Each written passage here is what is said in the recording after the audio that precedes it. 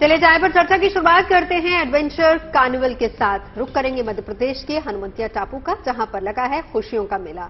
Water sports के शौकीनों के लिए जगह किसी जन्नत से कम नहीं है। और हर साल मध्य प्रदेश का टूरिज्म विभाग हनुवंतिया टापू पे जल महोत्सव का आयोजन करता है। यहां लोगों को एडवेंचर स्पोर्ट्स के साथ ही मध्य प्रदेश की सांस्कृतिक और पारंपरिक खूबसूरती का एहसास होता है। पेश है इस अद्भुत अनूठे जल महोत्सव की एक झलक।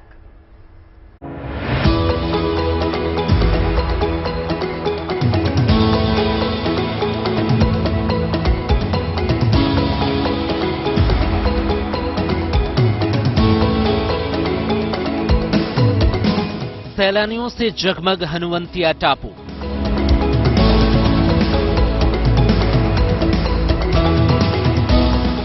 वाटर कार्निवल का आज से शुभारंभ। 2 महीने तक चलेगा जल महोत्सव।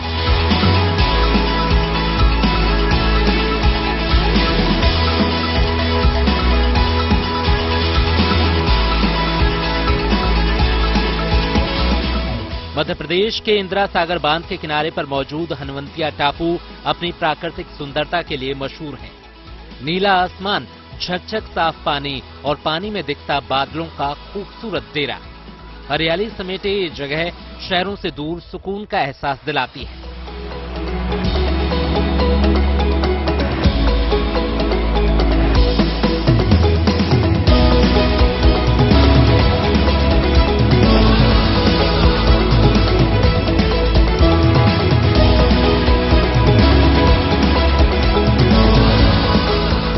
समंदर सा अनुभव दिलाने वाली इस जगह पर आज से पर्यटकों का आगमन भी शुरू हो गया है। सैलानियों को आकर्षित करने के लिए आज से बड़े ही धूमधाम से हनुवंतिया जल महोत्सव का शुभारंभ हो गया है। वाटर स्पोर्ट्स जैसी गतिविधियों में रुचि रखने वालों के लिए ये जगह पहली पसंद बनता जा रहा है। हर साल करीब करीब इसी वक्त यहाँ जल महोत्सव का आयोजन किया जाता है और लाखों की संख्या में सैलानी यहाँ की खूबसूरती और वाटर स्पोर्ट्स को एंजॉय करने के लिए पहुंचते हैं।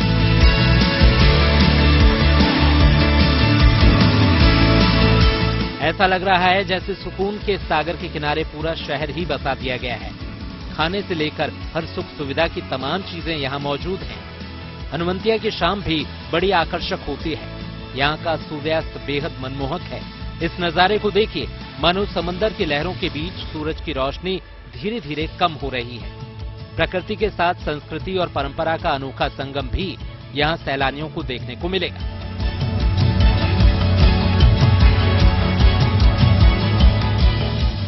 जल महोत्सव में शासकीय संगीत एवं ललित कला महाविद्यालय के विद्यार्थियों ने यहाँ के गांव के घरों पर चित्र बनाए हैं, जो कि निमाड़ी संस्कृति से प्रभावित होते हुए एक नई रचनात्मक पेंटिंग को एक नया स्वरूप प्रदान किया है, जिसे कि आप देख सकते हैं। नदी पर बने इंदिरा सागर बांध के बैकवाटर पर हनुवंतिया टापू मौजूद है।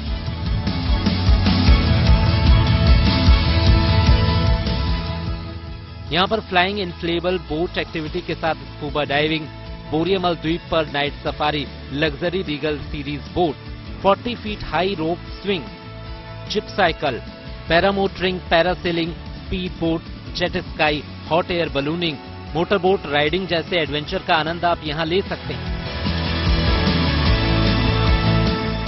हनुवंतिया टापू पर सैलानियों के रहने की भी व्यवस्था की गई है। इसके लिए टेंट सिटी का इंतजाम किया गया है, ताकि जो पर्यटक यहाँ आएं वो प्रकृति के बीच रहने का आनंद भी उठा सकें।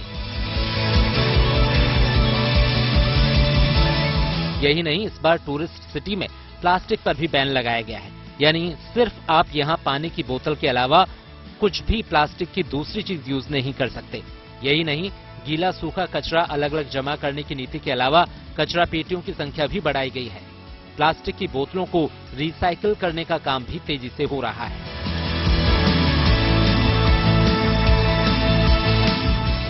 मध्य प्रदेश के गोवा के रूप में मशहूर हनुवंतिया के जल महोत्सव का आकर्षण देश ही नहीं विदेशों तक है।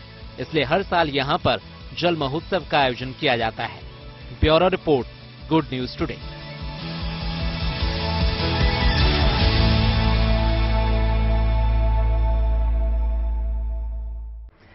प्रयागराज की अगर बात करें तो आजकल संगम तट की रौनक यहां पर देखने लायक है। यहां पर 6 जनवरी से माघ मेले की शुरुआत हो रही है, जिसकी तैयारियां जोरों पर है। जी हां, परंपरा के मुताबिक यहां माघ मेले की सफलता के लिए मां गंगा का पूजन किया गया। वैदिक मंत्रोच्चार के साथ गंगा का दूध, दही समेत पंचामृत से अभिषेक किया गया और माघ मेले के सकुशल संपन्न होने की कामना की गई।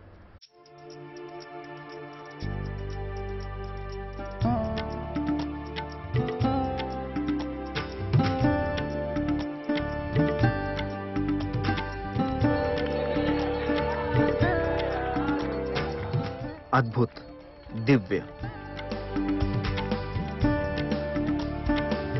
फिजा में मंत्रोच्चार की गूंज। हर तस्वीरें मन मोहने वाली। सफलता की कामना के साथ मां गंगा की आरती।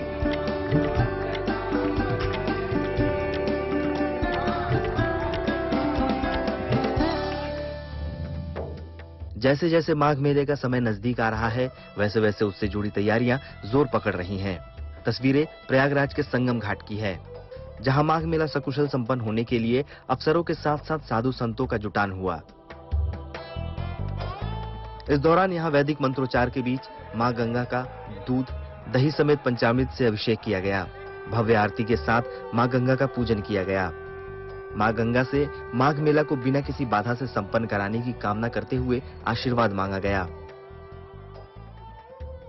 देखिए, ये वैदिक परंपरा है। ये मां भगवती त्रिपथ गामिनी, मां भगवती त्रिवेणी से प्रार्थना की जाती है कि हमारा जो माघ मेला कल्पवास जो शुरू हो रहा वो सकुशल मंगल में व्यतीत हो। इसके लिए मां भगवती से प्रार्थना की जाती है, किसी तरह की मेले में कोई त्रुटियां न हो। भगवती उन सभी विपत्तियों से हमें बचाए और कुंभ को, कल्पवास को, माघ मेले को सकुशल मंगल में व्यतीत करे, इसके लिए प्रार्थना की जाती है। दरअसल संगम नगरी प्रयागराज में पौराणिक महत्व वाला माघ मेला सदियों से लगता आ रहा है। मेला शुरू होने से पहले गंगा पूजा करने की परंपरा रही है। गंगा पूजन के बाद माघ मेले की तैयारियां तेज हो जाती हैं। इस बार 6 जनवरी से माघ मेला शुरू हो रहा है। 6 जनवरी को पौष पूर्णिमा, 14 या 15 जनवरी को मकर संक्रांति, 21 जनवरी को मौनी अमावस्या, 26 जनवरी को बसंत पंचमी, 5 फरवरी को माघी पूर्णिमा, 18 फरवरी को महाशिवरात्रि के स्नान के साथ ही माघ मेला समाप्त हो जाएगा। लोगों ने मां गंगा से प्रार्थना की है, मां त्रिवेणी से प्रार्थना की है कि जो हमारा ये माघ मेला हो बहुत ही सुगम हो, स्वच्छ हो। और इस साल जो हमारा माघ मेला होने वाला है 6 सेक्टर में डिवाइड होगा। हर सेक्टर में हमारे एक सेक्टर मजिस्ट्रेट लगेंगे, उनके साथ पुलिस की अपनी टीम रहेगी। और इस बार हम लोगों ने व्यवस्था की है कि हर सेक्टर में जो होगा, जैसे कि पहले सुविधाएं मिलती थी, एक सैनिटाइज हुआ करती थी, लेकिन हम लोगों ने इस बार सारी सुविधाओं को सेक्टर वाइज कर दिया है। जो भी साधु महात्मा होंगे उनके सेक्टर में उनको सारी सुविधाएं मिल जाएंगी। उनको किसी तरह से किसी व्यक्ति के पीछे परेशान नहीं होना पड़ेगा। सीएम योगी ने इस बार माघ मेले को 2 साल बाद होने वाले कुंभ के रिहर्सल के तौर पर आयोजित करने का निर्देश दिया है। लिहाजा इस बार मेले की तैयारियों के लिए प्रशासन भी हर माकूल व्यवस्था करने में जुटा हुआ है। Pankaj Srivastava, Prayagraj, good news today.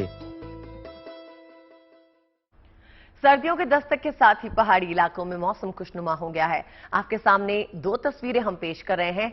एक शिमला की है, जहां सैलानियों का जोश आए है। लोग यहां जमकर तारीफें कर रहे हैं, खरीदारी कर रहे हैं, तफ्तरी कर रहे हैं, खूबसूरत वादियों के बीच सर्दियों का स्वागत कर रहे हैं। वहीं माउंट आबू में भी मौसम ने करवट ली है। यहां तापमान 1 डिग्री सेल्सियस तक पहुंच गया। इसके बावजूद यहां टूरिस्ट की गर्मजोशी कायम है। लोग कड़ाके की ठंड में माउंट आबू की हसीन वादियों का आनंद ले रहे हैं। चलिए अब बात कर लेते हैं हम जम्मू कश्मीर की, जहां पर आतंकवाद और रूढ़िवादी सोच को दरकिनार करके बेटियों को उड़ने के लिए नए पंख मिल गए हैं, जिसकी बदौलत ये महिला खिलाड़ी क्रिकेट के मैदान पर दमखम दिखा रही हैं और अपनी उम्र की दूसरी लड़कियों के लिए प्रेरणा भी बन गई हैं। ये वो लड़कियां हैं जिनका ताल्लुक आतंकवाद प्रभावित इलाकों से रहा है, लेकिन तमाम दुश्वारियों को दरकिनार कर जम्मू कश्मीर की ये बेटियां क्रिकेट के मैदान पर अपनी प्रतिभा का परिचय दे रही हैं।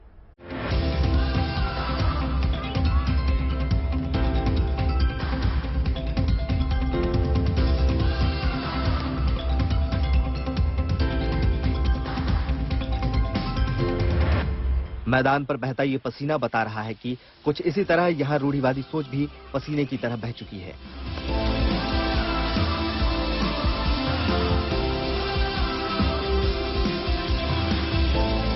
क्रिकेट के मैदान में ये कश्मीर की शेरनियों की दहाड़ है, जो हर मुश्किल, हर सवाल को दरकिनार कर मैदान में उतर आई हैं, अपने बल्ले से जादू दिखाने।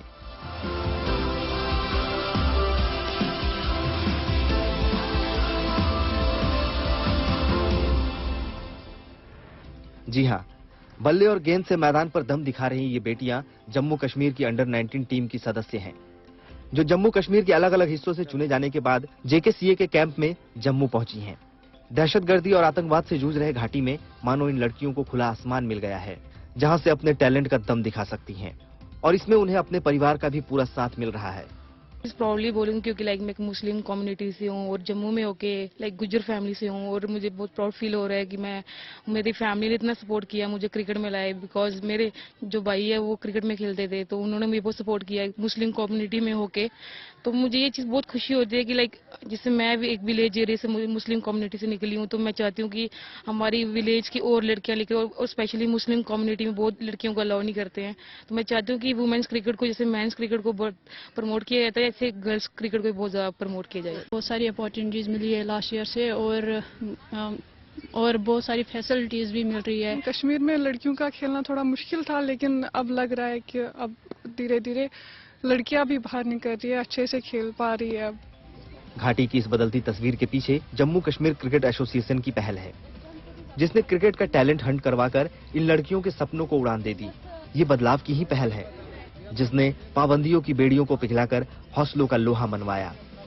जिस तरह से पूरे देश के अंदर लड़कियां जो है परवान चढ़ रही हैं, उसी तरह से जम्मू कश्मीर की लड़कियां भी आगे निकल रही हैं, वो आगे बढ़ना चाहती हैं। और बड़ी खुशी की बात है कि जिस इलाके में, खासकर कश्मीर घाटी में, जहां पर पहले पत्थरबाजी और बंदूक थी, वहां पर अब लड़कियां बाहर निकलकर स्पोर्ट्स में हिस्सा ले रही हैं। जो माहौल बना है ये 370 हटने के बाद, जबकि ये हड़ताल, बंद, जबरदस्ती स्कूल बंद कर देने या फतवा दे देना कि लड़कियां बाहर नहीं आएंगी या लड़कियां नहीं खेलेंगी, इस प्रकार की गतिविधियां रुक जाने के कारण जो पेरेंट्स का हौसला है वो भी बढ़ा है। इन खिलाड़ियों को क्रिकेट खेलने और ग्राउंड तक पहुंचने में काफी मुश्किलें झेलनी पड़ती, लेकिन अब ये डर धीरे धीरे लड़कियों के मन से खत्म होता जा रहा है। इस मौके से यहाँ न सिर्फ महिला क्रिकेट को बढ़ावा मिलेगा, बल्कि घाटी में दूसरे खेलों में भी महिलाओं की भागीदारी बढ़ेगी। घाटी में अब इन महिलाओं का बल्ला बता रहा है कि बेटियों को अब आतंकवाद से डर नहीं, आत्मविश्वास की ताकत है। इन्हें सपनों के साथ साथ अपनों का साथ है, और यही बदलते कश्मीर की शुरुआत है। जम्मू से सुनील भट्ट जी के साथ गुड न्यूज टुडे। और अब एक ऐसी कहानी आपको दिखाते हैं जो न केवल हौसलों से भरी हुई है, बल्कि खुद में जिंदा दिली की मिसाल भी है। गुजरात के सूरत में साल 2017 में पिंक ऑटो सेवा शुरू की गई थी। इस सेवा से तमाम महिलाएं जुड़ी हैं और वो औरतें शहर की दूसरी महिलाओं के लिए मिसाल बन गई हैं। जी हां, ये दास्तां सूरत की उन महिला ऑटो ड्राइवर्स की है जिन्होंने हालात को कभी खुद पर हावी नहीं होने दिया, तमाम बाधाओं को पार कर कामयाबी हासिल की और खुद के लिए समाज में एक अलग मकाम हासिल किया।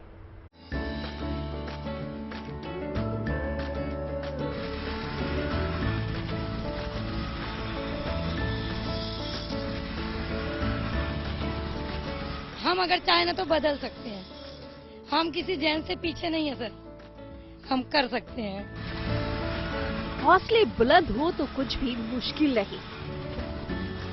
जब से मैंने ऑटो लिया है, वो उनकी आंखों से देखते कि नहीं यार ये मेहनत करती है, खुद बच्चों का पेट पालती है, तो उनको, मुझे देख के उनको गर्व महसूस होता है। हम सब एक है। कोई किसी से कम नहीं। अपना काम भी कर सकते हैं, इसके अलावा अपना टाइम निकाल के कुछ काम भी हो जाता है, भाड़ा भी मार लेते हैं। ऐसा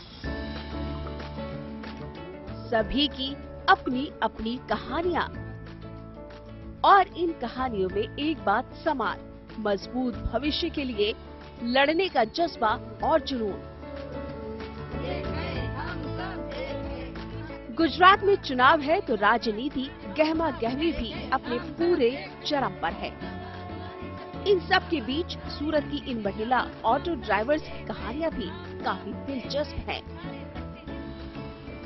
जिंदगी में बार बार आ रही कठिनाइयों के बीच इन टेढ़े मेढ़े रास्तों से मंजिल तक पहुंचने का हुनर है। किसी की बहन बेटी ट्रेन से उतर रही रात के 2 बजे, 1 बजे, 12 बजे, तो मैं जाती हूँ, लेके आती हूँ और घर तक पहुँचा देती हूँ। जब से पिंक ऑटो लिया तब से मैं किसी को बोलूँ ना 10,000 तो कोई मुझे आराम से देता, पता है ये कमा के दे देगी। और दूसरा, मैं मेरे बच्चों के सपने पूरे कर सकती हूँ, उनका फ्यूचर मेरे हाथ में मैं सुधार सकती हूँ। मुश्किलें तो बहुत आती है, लेकिन हम लोग जो मुश्किलों का सामना जब करना पड़ता है तो हम लोग जब इनको बोलते हैं तो हमारी तुरंत मदद कर देते हैं ये लोग। अब इस महिला ऑटो ड्राइवर से जरा मिलिए। इनका नाम है बबीता रामपाल गुप्ता। साल 2017 से सूरत की इन सड़कों पर गुलाबी ऑटो चला रही है। कार्यस्थल पर शोषण और उत्पीड़न का बार बार सामना करने के बाद उन्होंने नौकरी छोड़ दी। मुश्किल हालात के बीच ऑटो चलाने का प्रशिक्षण लिया और अब आत्मनिर्भर बनकर उन्होंने अपनी जिद से जिंदगी को काफी हद तक बदल दिया है। सेठ लोग 45 से 50 दिनों के बाद ही पकड़ देते थे, और अगर मुझे कुछ आन पड़ी जरूरत पड़ गई ना, बच्चों की फी, रूम का भाड़ा, तो फिर वो 15 तारीख से और 25 तारीख कर देते थे। मतलब इधर मेरी जबान कटती थी और लोगों की गालियां सुनती थी मैं। लेकिन अभी ऐसा नहीं है सर, अभी तो मैं खुद बोलती हूँ कि जो भी चाहिए ना मुझसे लेके जाओ। मैं 2-2 लड़कियों को पढ़ा लिखा के आज अपनी अपनी नौकरी पे लगा दी हूँ। सविता के लिए भी ऑटो का स्टीयरिंग थामना आसान नहीं था। कोविड के दौरान अपने पति के निधन के बाद सविता को अपने 2 बच्चों की जिम्मेदारी के साथ सड़क पर उतरना पड़ा। हिम्मत के बल पर सविता भी दिन प्रतिदिन मुश्किल होती जिंदगी को काफी हद तक आसान बनाने में कामयाब रही। जब मेरे हस्बैंड की डेथ हुई थी तब मेरे घर में खाने को नहीं था, मुझे कोई उधार नहीं देता था। मैंने बहुत स्ट्रगल किया, 1.5 साल मैंने कैसे गुजारा मेरा दिल जानता है।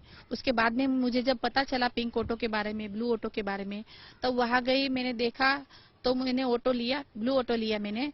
तो जब से ऑटो चल रहा है तो मेरे हालात सुधर रहे हैं और मैं अपने आप पे फुल कॉन्फिडेंस हूँ कि मैं मेरे बच्चों का फ्यूचर सिक्योर कर सकती हूँ और मैं आगे कुछ कर सकती हूँ। मुझे अपने आप में एक पॉजिटिविटी आ गई है कि हाँ मैं कुछ कर सकती हूँ।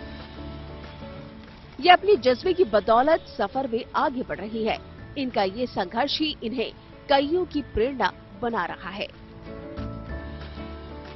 आत्मनिर्भरता, आत्मसम्मान और आजादी की मानो एक नई परिभाषा लिख रही हैं।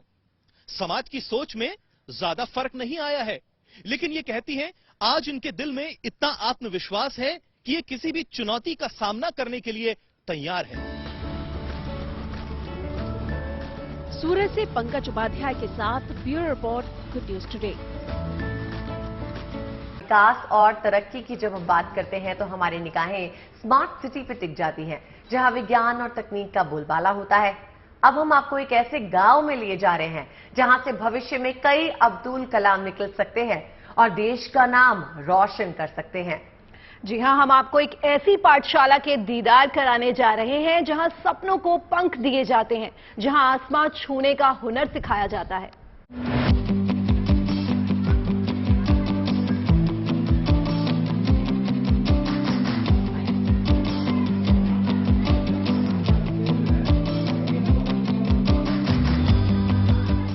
अंतरिक्ष का ये संसार उतर आया है यूपी की धरती पर।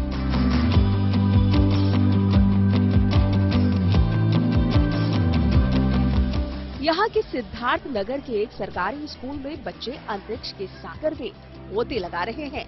वो रॉकेट्स और ड्रोन को करीब से देख रहे हैं, छू रहे हैं, उनका विज्ञान समझ रहे हैं।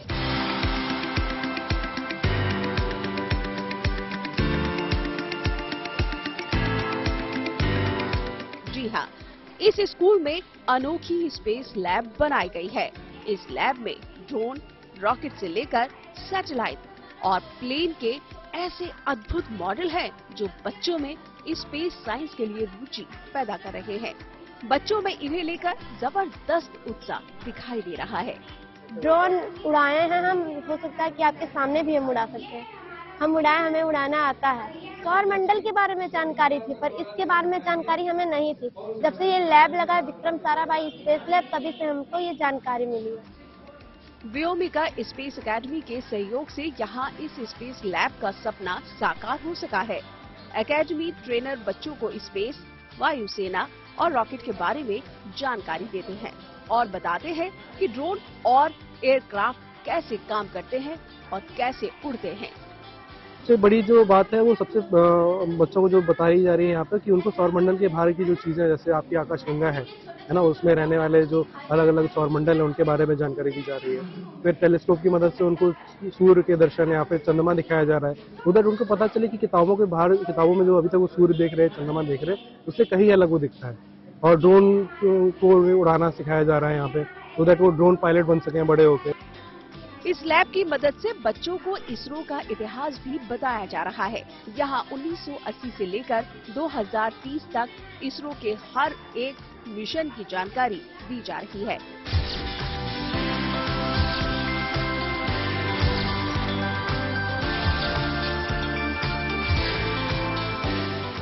यहाँ ये स्पेस लैब बच्चों में अंतरिक्ष विज्ञान के लिए रुझान बढ़ा रही है और साथ ही आने वाले कल के लिए वैज्ञानिक सोच को भी तैयार कर रही है। इसीलिए कल हो ना हो, हम इसी जगह से किसी मिसाइल मैन या फिर कल्पना चावला को इतिहास रचते देखेंगे। सिद्धार्थ नगर से अनिल तिवारी के साथ bureau report, good news today. रुक करते हैं कश्मीर घाटी का, जहां तकनीक के जरिए खेतीबाड़ी और बागवानी की जा रही है। प्रशासन इन किसानों को आधुनिक मशीनों से खेती करने के लिए खास प्रशिक्षण दे रहा है। बिल्कुल, आपको बता दें इसी मुहिम के तहत कुलगाम में किसानों को ड्रोन से कीटनाशकों का इस्तेमाल करने की ट्रेनिंग दी गई है। गुड न्यूज ये है कि ड्रोन के इस्तेमाल से लागत में कमी आती है और वक्त भी काफी कम लगता है।